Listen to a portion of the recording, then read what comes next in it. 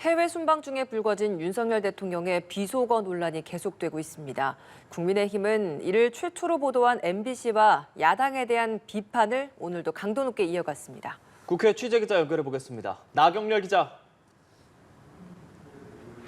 네, 국민의힘은 오늘도 MBC와 야당에 대한 총공세에 나섰습니다.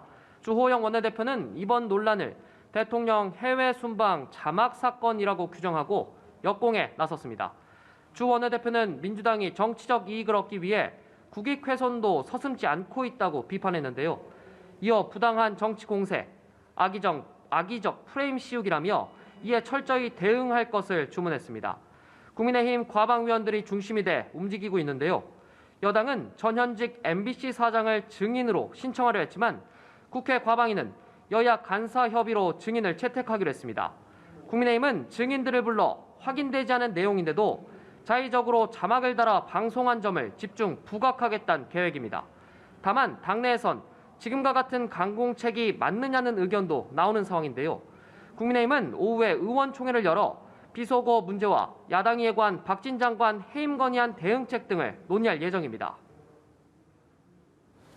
네, 민주당 이번 순방의 총책임자인 박진 외교부 장관에 대한 해임 건의안을 발의할 계획이라고요? 네, 그렇습니다. 민주당은 대통령의 사과와 외교라인 경질 등의 조치가 없을 경우 오늘 박진 장관 해임 건의안을 발의하겠다고 예고했는데요. 대통령실의 조치는 없었고 민주당은 예고한 대로 오후 의원총회를 거쳐 박진 장관 해임 건의안을 발의하겠다고 밝혔습니다. 박홍근 원내대표는 외교의 총체적 문제를 바로잡기 위한 것이라고 해임 건의안 발의 배경을 설명했습니다. 이어 외교안보 라인을 그대로 두면 참사가 반복될 수밖에 없다고 강조했는데요. 민주당은 이번 주 금요일 운영위원회를 열자고 주장하고 있습니다.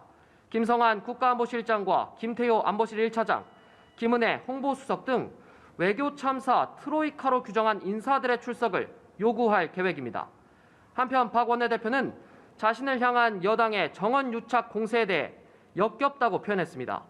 권력을 향한 일편단심 충정을 내세워 국민을 호도하고 국면 전환을 하려 하는데 이게 가능하다고 보는 것이냐며 법적 대응을 시사했습니다. 민주당 측 과방위 간사인 조승래 의원은 욕설한 대통령이 잘못인가, 언론사가 잘못인가, 사고는 자기들이 치고 엄한 언론 탓을 한다고 대통령실과 여당을 비판하기도 했습니다. 지금까지 국회에서 전해드렸습니다.